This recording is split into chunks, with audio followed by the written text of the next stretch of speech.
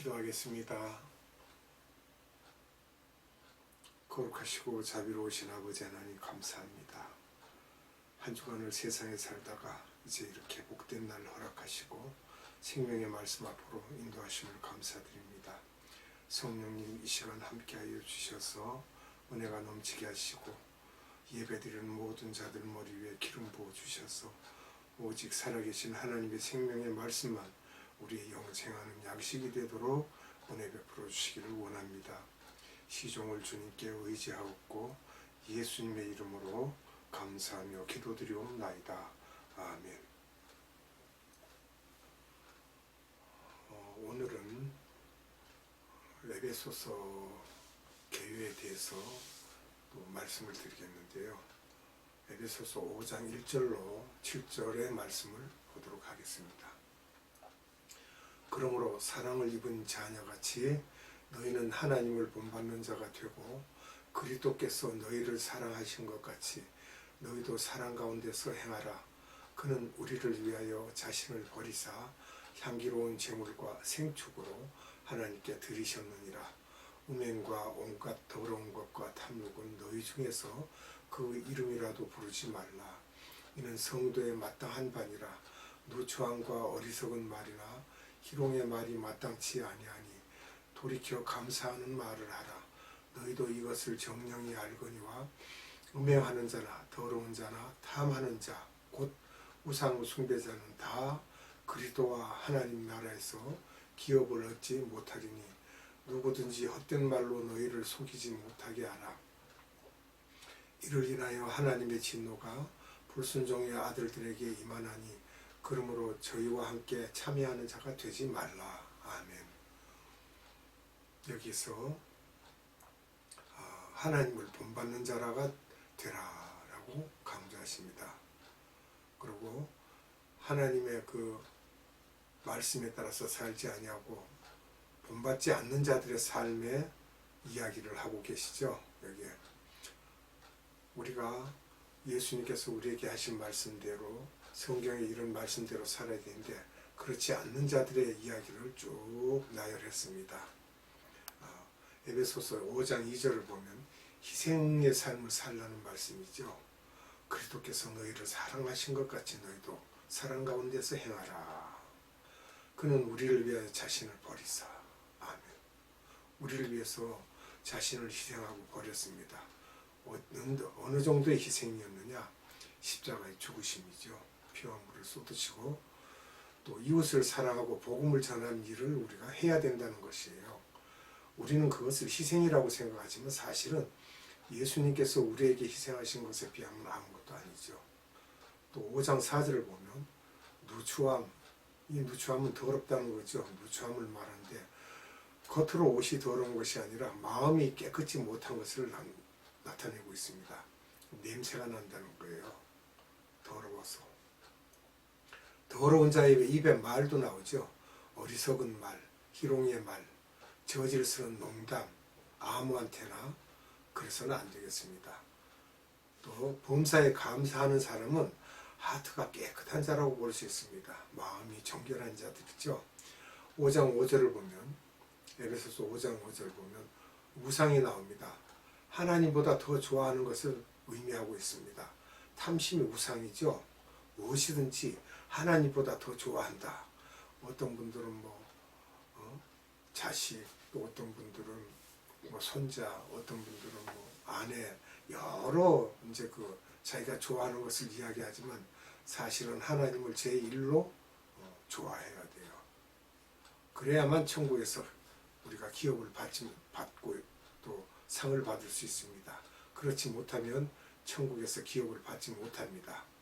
갈라디아서 5장 13절로 26절의 내용들이 수록되어 있습니다.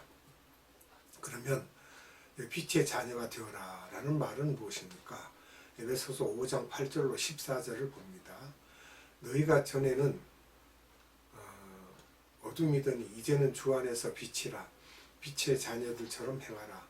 빛의 열매는 모든 착함과 의로움과 진실함에 있느니라. 주께 기쁘시게 할 것이 무엇인가 시험하러 보라.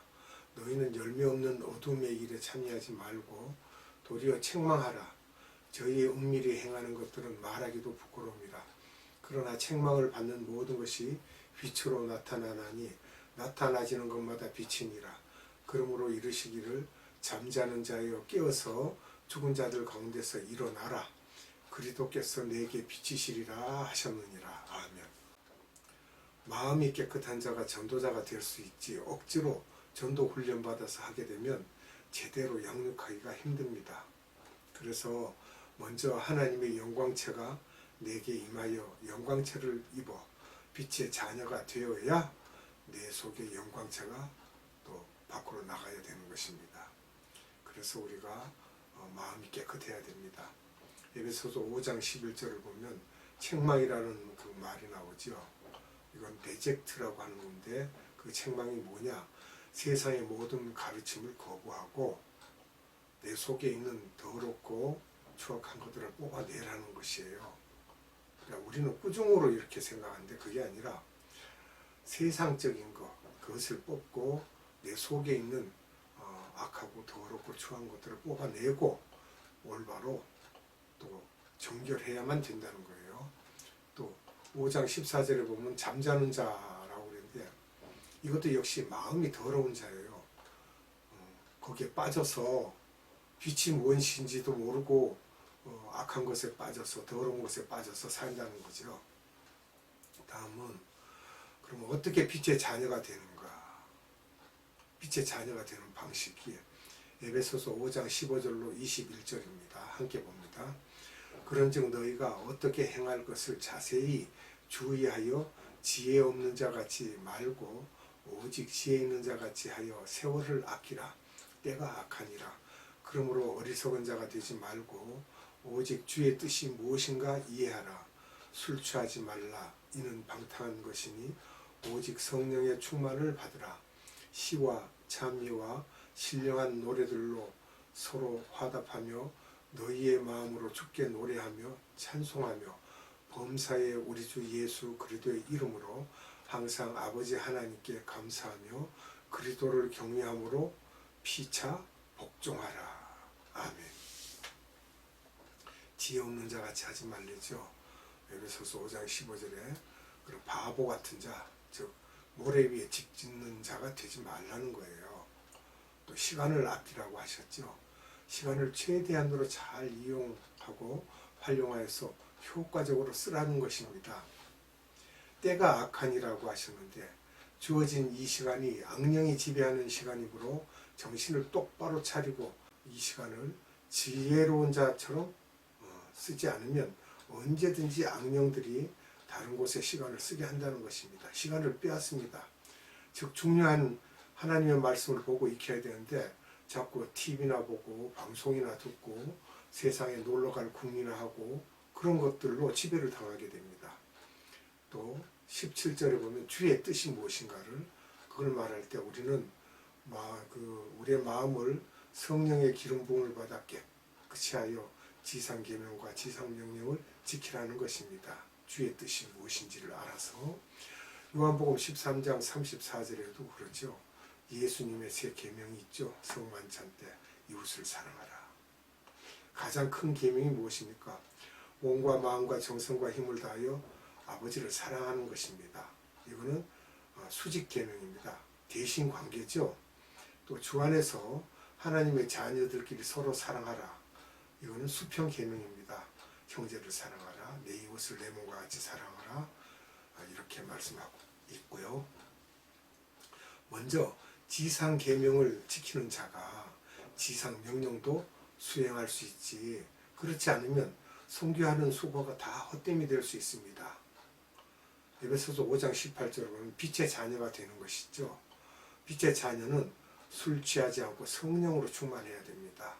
세상 사람과 같이 허랑방탕하거나 술 취해서는 안 되고 오히려 성령의 주도하심에 의해서 성령이 충만한 가운데서 일을 해야 된다는 것입니다. 또 에베소서 5장 19절에 보면 성령으로 충만하여 마음이 깨끗한 상태에서 경배와 찬양을 드리고 찬미함으로 하나님께 영광을 돌려야 된다는 것입니다. 에베소서 5장 20절에 여기 개인 기도에 대한 이야기인데요. 성부와 하나님을 향하여 관조하고, 근데 이건 성부 하나님을 향하여 우리가 눈을 그 하나님께로 돌린다는 거예요. 자세히 보고 성자 하나님께 초점을 맞추고 기도하라는 것입니다. 마태복음 6장 9절로 13절 그래서 말씀하고 있는 내용들이 하나님의 뜻이 하늘에서 이룬 것 같이 땅에서도 이루어지이다. 이게 제일 먼저죠. 하나님의 뜻을 우리가 알아야 되고 그 다음에 알고 그것을 우리가 함께 이루는 땅에서도 그 뜻을 이루시는 곳에 우리가 사용되어야만 됩니다. 그 후 이웃의 죄를 용서해야만 내 죄도 용서받을 수 있다는 것이며 그래야만 우리 마음이 깨끗해질 수 있다는 것입니다. 그러면 크리스찬들의 가정과 사회 생활 규범은 어찌해야 될까요? 소수 그룹에 들어가려면 이 관계가 깨지면 안 된다는 것입니다. 에베소서 5장 22절로 33절의 말씀입니다. 아내들이여 자기 남편에게 복종하기를 주께 하듯 하라. 이는 남편이 아내의 머리됨이 그리스도께서 교회의 머리됨과 같음이니 그가 친히 몸의 구주시니라. 그러나 교회가 그리스도에게 하듯 아내들도 범사에 그 남편에게 복종할지니라. 남편들아 아내 사랑하기를 그리스도께서 교회를 사랑하시고 위하여 자신을 주신같이 하라. 이는 곧 물로 씻어 말씀으로 깨끗하게 하사 거룩하게 하시고 자기 앞에 영광스러운 교회로 세우사 티나 주름 잡힌 것이나 이런 것들이 없이 거룩하고 흠이 없게 하려 하심이니라. 이와 같이 남편들도 자기 아내 사랑하기를 제 몸같이 할지니 자기 아내를 사랑하는 자는 자기를 사랑하는 것이라. 누구든지 언제든지 제 육체를 미워하지 않고 오직 양육하여 보호하기를 그리스도께서 교회를 보호함과 같이 하나니 우리는 그 몸의 지체임이니라. 이러므로 사람이 부모를 떠나 그 아내와 합하여 그 둘이 한 육체가 될지니 이 비밀이 크도다. 내가 그리스도와 교회에 대하여 말하노라. 그러나 너희도 각각 자기 아내 사랑하기를 자기같이 하고 아내도 그 남편을 경외하라. 자, 아멘. 첫째 보면은 부인과 남편에 대한 이야기죠. 그럼 남편이 먼저가 아니라 부인에게 먼저 말씀하고 계십니다. 부인이 먼저 남편에게 복종하고 순종하라는 이야기죠. 여기 보면 에베소서 6장 1절로 4절입니다. 자녀들아 너희 부모를 주 안에서 순종하라. 이것이 옳으니라. 내 아버지와 어머니를 공경하라. 이것이 약속 있는 첫 계명이니 이는 내가 잘되고 땅에서 장수하리라. 또 아비들아 너희 자녀를 노엽게 하지 말고 오직 주의 교양과 훈계로 양육하라. 아멘. 이렇게 자녀들에 대한 이야기도 하고 자녀와 부모에 대해서는 에베소서 6장 4절을 보면은 자녀에게 상처를 주지 말라고 하시죠. 자녀를 이해할 때 예수님이 우리의 눈높이를 맞춰주신 것처럼 우리도 자녀의 눈높이에 맞춰주라는 것입니다. 우리 생각으로 이해하려고 하는 것이 아니라 그 자식의 지금 나이라든지 형편이라든지 학식이라든지 거기에 맞춰서 이야기를 해주라는 것이죠. 에베소서 6장 5절로 9절입니다. 종들아 두려워하고 떨며 성실한 마음으로 육체의 상전에게 순종하기를 그리스도께 하듯 하여 눈가림만 하여 사람을 기쁘게 하는 자처럼 하지 말고 그리스도의 종들처럼 마음으로 하나님의 뜻을 행하여 단 마음으로 섬기기를 주께 하듯 하고 사람들에게 하듯 하지 말라. 이는 각 사람이 무슨 선을 행하든지 종이나 자유하는 자나 주에게 그대로 받을 줄을 알미니라. 상전들아 너희도 저희에게 이와 같이 하고 공갈을 그치라. 이는 저희와 너희의 상전이 하늘에 계시고 그에게는 외모로 사람을 취하는 일이 없는 줄 너희가 알미니라. 아멘. 종과 상전에 대한 말씀도 하고 있죠. 직장 생활하면서 예수님께 하듯 주인에게 하라, 회사에 하라. 그리고 또 많은 직원을 데리고 있거나 큰 회사를 경영하는 자 같으면 직원들에게 공갈 협박하지 말라는 거예요. 그냥 사람을 옥죄고 압력을 하고 그래서는 안 된다는 것입니다. 그러고 난 다음에 하나님의 전신갑주를 입어라 라고 이제 말씀을 하는데 에베소서 6장 10절로 20절의 말씀을 봅니다. 정말로 너희가 주 안에서와 그 힘의 능력으로 강건하여지고 마귀의 괴계를 능히 대적하기 위하여 하나님의 전신갑주를 입으라. 우리의 씨름은 혈과 육에 대한 것이 아니요 정사와 권세와 이 어둠의 세상 주관자들과 하늘에 있는 악의 영들에게 대함이라. 그러므로 하나님의 전신갑주를 취하라. 이는 악한 날에 너희가 능히 대적하고 모든 일을 행한 후에 서기 위함이라.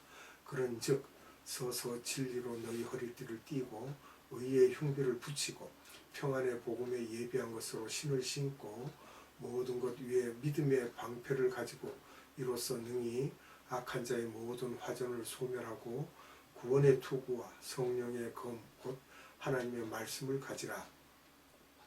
모든 기도와 간구를 하되 무시로 성령 안에서 기도하고 이를 위하여 깨어 구하기를 항상 힘쓰며 여러 성도를 위하여 구하고 또 나를 위하여 구할 것은 내게 말씀을 주사 나로 입을 벌려 복음의 비밀을 담대히 알리게 하옵소서 할 것이니 이 일을 위하여 내가 쇠사슬에 매인 사신이 된 것은 나로 이 일에 당연히 할 말을 담대히 하게 하려 하심이니라. 아멘.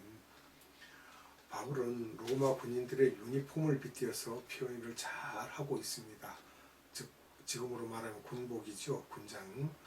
에베소서 6장 14절 진리의 허리띠라고 이야기하고 있습니다. 진리의 허리띠. 진리가 누굽니까? 예수님을 옷 입으라는 거나 마찬가지인데 진리의 허리띠 했어요. 군복의 허리띠가 없거나 약하면 옷이 흘러내려 전투할 수가 없습니다. 마귀는 종교다원주의로 예수님을 약하게 하여 허리띠를 약하게 만들고 있습니다. 그것을 우리가 경계해야 되겠죠. 또 의의 흉배라고나 합니다. 가슴이죠. 우리가 가슴이라고 하고 하트라고 하는 그 카디아를 성령의 기름 부음으로 깨끗하게 예수의 성품으로 성화해야 될 것입니다. 즉 우리 마음이죠. 가장 깊은 곳 예수의 성품으로 성화되어야 되겠고 또 평안의 복음의 신이라고 했습니다. 발 우리가 전하고 다녀야 되죠. 군인들이 훈련받고 적을 무찌르기 위해 걸어 다니는 것처럼 예수로 초점을 맞추고 마음이 깨끗해진 상태에서 전도와 선교를 하라는 것입니다.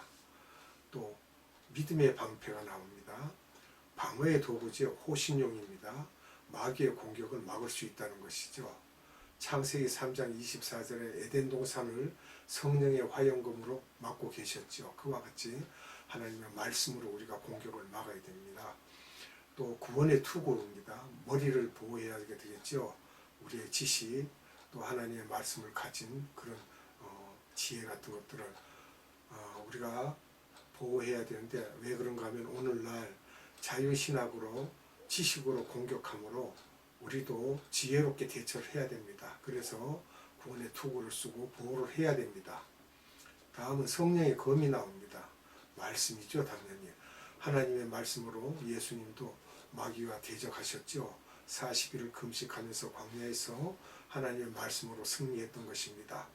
또 19절을 보면 복음의 비밀을 담대히 알리게 기도하라는 것입니다. 무시로 감옥에서도 오직 복음 전하는 것에만 생각했던 바울을 생각하면 우리도 어느 곳에서라도 기도를 해야 됩니다. 제가 일례로 말하자면 중국 공안에 붙잡혀서 취조를 받을 때도 그것을 그냥 가만히 있지 않고 내 마음으로 기도를 합니다. 하나님 이 시간이 어떻게 지나갈지는 알지 못하지만 내 입에 말씀을 주셔서 그를 대처할 수 있도록 은혜를 베풀어 주시옵소서라고 기도를 합니다. 그렇게 하고 취조를 받을 때 대응을 하면 아주 입에 말씀을 주셔서 잘 대처할 수 있도록 그렇게 하십니다. 그리고 이제 마지막 인사를 하죠. 에베소서 6장 21절로 22절을 나의 사정 곧 내가 무엇을 하는지 너희에게도 알게 하려 하노니 사랑을 받는 형제여 주 안에서 진실한 일꾼인 두기고가 모든 일을 너희에게 알게 하리라. 우리 사정을 알게 하고 또 너희 마음을 위로하게 하기 위하여 내가 특별히 저를 너희에게 보냈노라. 아멘. 두기고를 보냈다는 그 이야기를 하면서 이제 6장의 마지막을 장식해 가고 있습니다. 두기고가 어디에 나옵니까? 사도행전 20장 4절, 골로새서 4장 7절로 9절, 고린도전서 16장 3절, 디도서 3장 12절, 디모데후서 4장 12절에 두기고가 등장하죠. 그래서 바울의 에베소 교회 심부름꾼으로 편지를 가지고 가는 그러한 두기고입니다. 마지막에 이제 축도로 이제 끝을 맺는데요. 이 축도를 보면 에베소서 6장 23절로 24절입니다. 아버지 하나님과 주 예수 그리스도로부터 평안과 믿음을 겸한 사랑이 형제들에게 있을지어다. 우리 주 예수 그리스도를 변함없이 사랑하는 모든 자에게 은혜가 있을지어다. 아멘. 바울의 축도는 상황과 경우에 따라 다 다릅니다. 우리의 고정관념을 성서적이라면 깰 필요가 있습니다. 깨야 됩니다. 똑같은 말을 똑같이 하는 것보다는 그때그때 상황에 따라서 예배드린 내용에 따라서 축도를 할 수가 있죠. 고린도후서 13장 13절입니다. 예수 그리스도의 은혜와 하나님의 사랑과 성령의 교통하심이 너희 무리와 함께 있을지어다. 아멘. 이렇게 또 축도를 하고 있죠. 그러니까 축도를 일관되게 한다는 것보다는 그때그때 은혜 받은 대로 할 수가 있다는 것입니다. 그리고 소수의 크리스찬이 되려면 어떤 사람이 되어야 되겠습니까? 이런 사람이 되라는 말씀입니다. 먼저는 아버지에게 평안과 믿음을 겸한 사랑과 은혜가 내려오는 자입니다. 하나님께서 늘 평안과 믿음을 겸한 사랑과 은혜가 충만하게 채워지는 자, 하나님과의 교제를 하는 자, 그런 사람을 말하고 있죠. 다음은 주 예수 그리스도를 변함없이 사랑하는 자입니다. 이렇게 해서 처음 시작할 때 바울은 13개의 편지를 썼다고 말씀을 드린 적이 있는데 여기 중에 서신서 중에 히브리서는 바나바가 쓴 것으로 많은 분들이 그렇게 말씀을 하고 있습니다. 에베소서 1장 2절을 봅니다. 하나님 우리 아버지와 주 예수 그리스도로조차 은혜와 평강이 너희에게 있을지어다. 아멘. 여기 보면 항상 편지 시작에 은혜와 평강이 들어갑니다. 로마서 1장 7절, 고린도전서 1장 3절, 고린도후서 1장 2절, 갈라디아서 1장 3절, 빌립보서 1장 2절, 골로새서 1장 2절, 데살로니가전서 1장 1절, 데살로니가후서 1장 2절, 디모데전서 1장 2절 이렇게 긍휼을 이제 이야기하고 있습니다. 은혜와 평강을 이야기하는데 여기에 긍휼이 이제 더해집니다. 긍휼이 더해지는 게 디모데후서 1장 2절, 디도서 1장 4절, 빌레모서 1장 3절에 긍휼이 들어갑니다. 긍휼의 말씀과 마지막 인사에서도 이 말씀이 있는데 성령의 열매를 맺는 자는 성령의 9가지 열매죠. 이렇게 하나님의 은혜와 평강으로 열매를 맺어야 한다는 것입니다. 디모데 전후서에서는 이 은혜와 평강 외에 자비를 추가했습니다. 자비. 순교하기 전에 바울은 자비의 마음을 깊이 깨닫고 디모데에게 모든 사람을 불쌍히 여기는 성숙함을 보여주셨던 것입니다. 기도하겠습니다. 참으로 은혜가 풍성하신 아버지 하나님 감사합니다. 오늘도 에베소서에 대한 말씀을 우리에게 주사 여러 면모를 살펴보았습니다. 우리가 세상을 살면서 어떻게 해야 되는지, 악한 길을 가야 되는지, 의의 길을 가야 되는지와 하나님과 우리가 어떤 관계를 맺어야 되는지도 알려주심을 감사드립니다.